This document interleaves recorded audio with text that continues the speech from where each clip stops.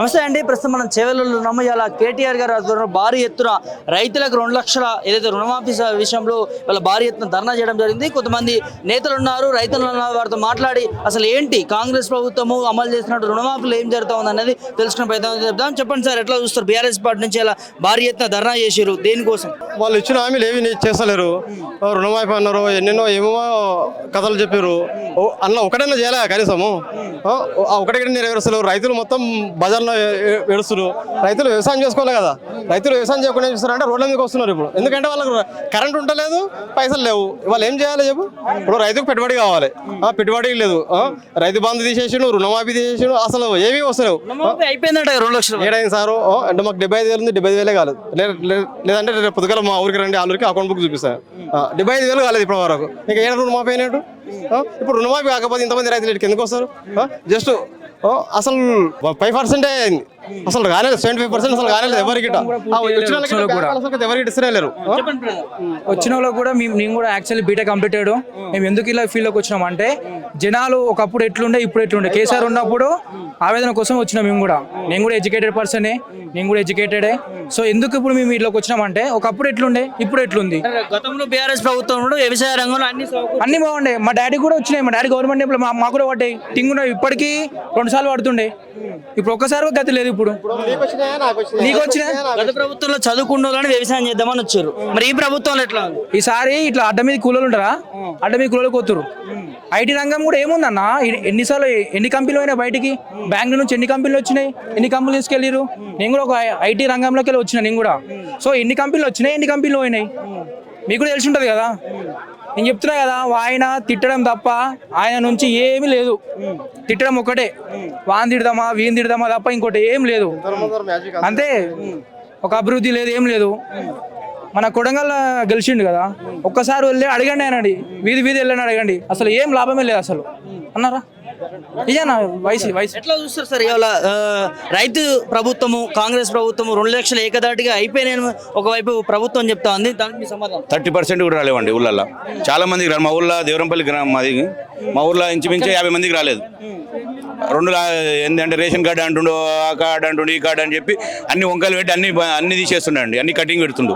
అసలైన రైతులకే రాలేవు. ఇవాళ ఎవరికో 20-30 మందికి వచ్చినాయి, అవి కూడా మిత్తులకే పోతున్నాయి. 20,000 30,000 2 లక్షల రూపాయలు తీసుకుని 20,000 మిత్తి కట్టిన దాకా ఇస్తలేడు.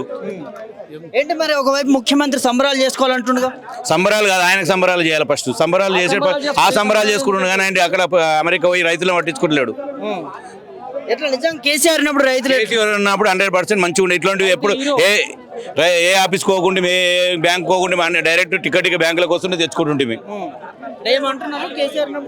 కేసీఆర్ ఉన్నప్పుడు రైతు హీరో, రేవంత్ వచ్చినాక జీరో. ఇట్లాంటి ముఖ్యమంత్రిని నా చరిత్రలో నా తెలుగు వచ్చిన నుంచి ఎప్పుడు చూడలేదన్న. ఇది 100%. ఎక్కడ రమ్మన్నా రేవంత్ రెడ్డి దగ్గర ముందరకు పోయి చెప్పమని చెప్తా. ఉన్నారు అటు ఇటు ఆటోళ్ళు, కానీ ఇంత అటు ఇటు దొంగ అవుట్లేసుడు, అది చేసుడు, ఇది చేసుడు. అమెరికాకు పోయి ఏమీ తేలే, మన రుణమాఫీ చేయాలి 40%. నాకు 70,000 ఉంటే కాలే. నేను రైతునే, నాది 5-6 ఎకరాల భూమి ఉంది. అవుతుందేమో అని అప్పుడు కూడా కాలే. ఇట్లాంటి సీఎంను చూసే బదులు చేసేయాలి. అది ఏం చేశారు? కథం బట్టే చేయాలి. వద్దు, ఇట్లాంటి ముఖ్యమంత్రులు వద్దు. తీసేసి 4 సంవత్సరాల తర్వాత మళ్ళా మా కేసీఆర్ ముఖ్యమంత్రిని చేసుకొని మా సమస్యలన్నీ తీర్చి అట్లాంటి మళ్ళీ రైతు రాజ్యం. ఏం చేసిండు కేసీఆర్ అసలు అంతగానో? ఒకవైపు అధికార పార్టీ కేసీఆర్ ఉన్నప్పుడు నాకు తెలిసి నీళ్లకు 2 కిలోమీటర్లు పోయేది. ఇప్పుడు 24 అవర్స్ వాటర్ వస్తాయి, కరెంటు 24 అవర్స్ ఉంటుంది. కరెంట్ వచ్చింది, 2 నీళ్ళు. మాకు అసలు 99% కేసీఆర్ ఉన్నాక బాధ లేదు. ఇప్పుడు 90% బాధ ఉంది. అది కేసీఆర్ కు రేవంత్ కు తేవడా. అది ఏం చెప్తే ధర్నా నేపథ్యంలో బీఆర్ఎస్ పార్టీ రైతులకు అండగా ఉంటా ఉంటుంది. 100% ఉంటాము, అది వాస్తవం. ఇప్పుడు కాకుండా ఇంకా 4 సంవత్సరాలు వెయిట్ చేసి ఆయన కేసీఆర్ మళ్ళీ ముఖ్యమంత్రి చేసుకుంటాం, మళ్ళా అది తిరిగి తెలంగాణ చేసుకుంటాం. ఎట్లా చూస్తారండి? ఇవాళ 2 లక్షల రుణమాఫీ అయిపోయిందని చెప్తున్నారు ముఖ్యమంత్రికి, ఒక రైతుగా మీ సమాధానం? 2 లక్షల రుణమాఫీ అయ్యిందని ఏదైతే ప్రచారం చేసుకుంటున్నారో, ఇక్కడికి వచ్చిన రైతులు మొత్తం 50,000 రుణమాఫీ కానోళ్ళు ఉన్నారు, 70,000 కానోళ్ళు ఉన్నారు, 1,00,000 రూపాయలు కానోళ్ళు ఉన్నారు, 2 లక్షలు కానోళ్ళు ఉన్నారు. 2 లక్షలు అసలే కాలే. 2 లక్షల కన్నా 10,000 5,000 ఎక్కుంటే కూడా చేయలేనటువంటి పరిస్థితి ఉంది. ఈరోజు ఎట్లయింది మెజార్టీ 70% మంది రైతులకు రుణమాఫీ కాలే. మేమందరం ఊర్లలో ఉన్నాం, మొత్తం అందరం ప్రాక్టికల్గా చెప్తున్నాం. ఈరోజు దరఖాస్తులు అన్ని తీసుకొచ్చి కేటీఆర్ గారి దగ్గరికి అందరు రాసుకొచ్చారు రైతులందరూ. కొంతమంది 55,000 ఉంటే కూడా రుణమాఫీ కాలే. మరి ప్రచారం మాత్రం మొత్తం టీవీలలో అయిపోయింది అని దుష్ప్రచారం చేస్తున్నటువంటి పరిస్థితి ఉంది. కానీ ప్రాక్టికల్ కిందికి వచ్చి రైతులను అడిగితే తెలుస్తుంది. సవాల్ కూడా విసిరు హరీష్ రావు రాజీనామా చేయాలంటూ. హరీష్ రావు రాజీనామా కాదు, రేవంత్ రెడ్డితో సహా వాళ్ళ కేబినెట్ మొత్తం రాజీనామా చేసినా సిగ్గుచరం లేదు వాళ్ళకు మాట్లాడనీకే. హరీష్ రావు రాజీనామా చేయడానికి కనీసం సిగ్గున్నదా? మొత్తం ఆగస్టు 15 వరకు ప్రతి ఒక్కరికి రుణమాఫీ మొత్తం 2 లక్షల రూపాయలు లేకుండా చేస్తాని, నువ్వు మొగోడు అయితే రాజీనామా చేయమని అన్నాడు. రేవంత్ రెడ్డి మొగోడు అయితే, మనిషే అయితే ఈరోజు రాజీనామా చేసి ముఖ్యమంత్రికి రాజీనామా చేసి ఇంట్లో వండుకోవాలి. హరీష్ రావు అనే అర్హత లేదు రేవంత్ రెడ్డికి. రాజీనామా చేసి ఇంట్లో వండుకోవాలి. సిగ్గుశరం లేకుండా ఇంకా మళ్ళీ మాట్లాడేటటువంటి హక్కే వల్ల కాంగ్రెస్ వాళ్ళకి లేదు. 30% 40% మంది కూడా లేదు. రైతులు ఏ ఊర్లోకి వస్తారు రండి, మేము చూపిస్తాం, ఎవిడెన్స్లతో సహా చూపిస్తాం బ్యాంకులలో. మరి ఊకేనే మీద ప్రచారం చేసి 7,000 కోట్లు కూడా చేయలేదు రాష్ట్రం మొత్తము. 30% కూడా ఒకసారి 47,000 కోట్లు అన్నారు, తర్వాత 31,000 కోట్లు అన్నారు, తర్వాత 20 కోట్లు అన్నారు, 17,000 కోట్లకే వచ్చింది. ఏం చూస్తారు? ఇదంతా ఉత్తమ మసిపూసి మారాడుగానండి.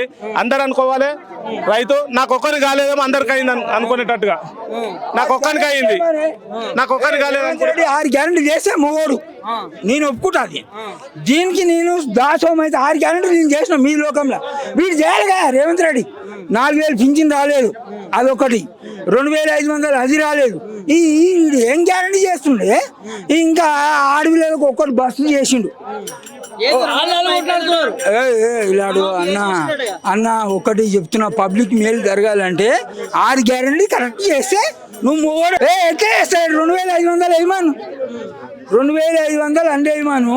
ఏం చెప్తావు రేవంత్ రెడ్డికి ఏంటి సవాల్గా విసురుతున్నా, 6 గ్యారెంటీ అమలు చేయాలి. నువ్వు ఇచ్చిన కార్డు మాతున్నది నా ఇంట్లో కనకమండి పుచ్చిరాడి చెవేలని రాయి. నేను ఈటీవీ ఓటీవీ మొత్తం చెప్తున్నా, కానీ 6 గ్యారెంటీ అమలు చేయాలి కదా. ఎట్లా చూస్తారు సార్ రుణమాఫీ విషయంలో కాంగ్రెస్ ప్రభుత్వం చేస్తున్నటువంటి వివేకని? ఉట్టు చూడమండలి తప్ప చేసడం లేదన్నా. నాయే 40,000 ఉన్నాయి రుణమాఫీ, నా ఇంతవరకు కాలేదు. 40,000 ఉన్నాయి, 40,000 ఉన్నాయి అకౌంట్లో. అది అప్పు తీసుకున్నాయి కాలేవు. 40,000 ఉన్న మీ పరిస్థితి ఎట్లా ఉంది? ఎందుకు కాలేదని ఆఫీసర్లను అడిగితే పోయి బ్యాంకులో అడిగితే వాళ్ళు అడుగుమని చెప్తారు. తిరిగి యాక్షన్ చేసి అప్పుడు ఒప్పుకున్నాం కాదండి. 40,000 ఉన్న మీ పరిస్థితి ఇలా ఉంటే 2 లక్షలు ఉన్న పరిస్థితి ఏంది రైతులు? ఆగామే ఉట్టి జూటం మాటలకి ఏమున్నాయి? ఎలక్షన్లకు వెళ్ళడానికి మాత్రం జూటం మాటలు చెప్పిండి వచ్చాడు. ఏమైనా పని చేసేది ఏం లేదు. ఏమైనా కేసీఆర్ కేటీఆర్ తిట్టడం తప్ప ఆయన చేసే పని ఏం లేదు. అంతకుమించి చేసేది ఏం లేదు, ఉట్టి మాటలు. ఎప్పుడన్నా ఏదన్నా పని చేయలేమని అడిగితే ఎవరన్నా తిట్టడం తప్ప ఇంకో పని ఏం లేదు కదా ఆయన. రేవంత్ రెడ్డి చేసిన పని అంటే చెప్పు 100 రోజుల్లో చేస్తానంటే ఇంతవరకు ఏమైనా చేసిందా? ఎట్లా చూస్తారు సార్ 2 లక్షల రుణమాఫీ జరిగిపోయినట్టేనా? జరిగింది అంటే ఇప్పటిదాకానే కేటీఆర్ కూడా చెప్పారు, మొత్తం క్లియర్గా వివరించి కూడా చెప్పిండు. లాస్ట్కి వస్తే 41 కోట్ల నుంచి 7 కోట్ల వరకు తీసుకొచ్చారని చెప్పి. ఇంకా జరిగిందంటే ఎట్లా జరిగింది?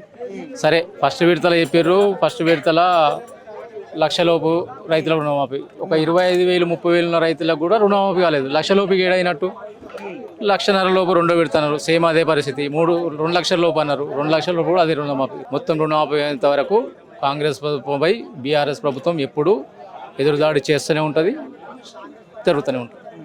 ఏం చెప్తారు ముఖ్యమంత్రికి రైతుల నుంచి?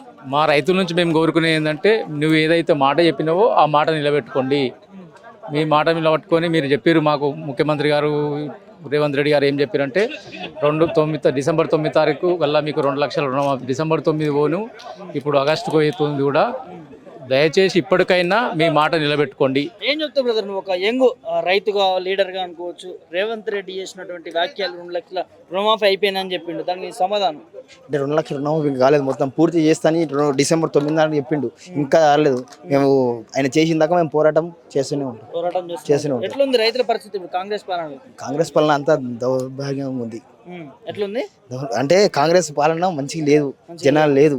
బీఆర్ఎస్ ప్రభుత్వమే ఆలోచిస్తారు జనాలు. అంటే ఏం జరుగుతుంది రైతులకు అన్యాయం ఏం జరుగుతుంది?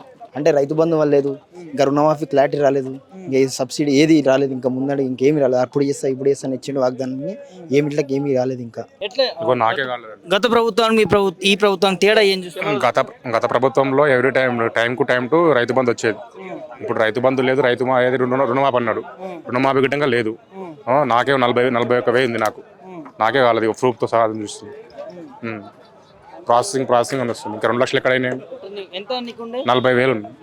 40,000 ఉంది, నీకే కాదు. నాకే కాలేదు. మరి ఎట్లా మరి అందరికి వేసేస్తున్నాం 2 లక్షలు అంటున్నాడు ముఖ్యమంత్రి. ఇది వాళ్ళకే తెలవాలి, వాళ్ళ విజ్ఞతగా తెలవాలి వాళ్ళకి.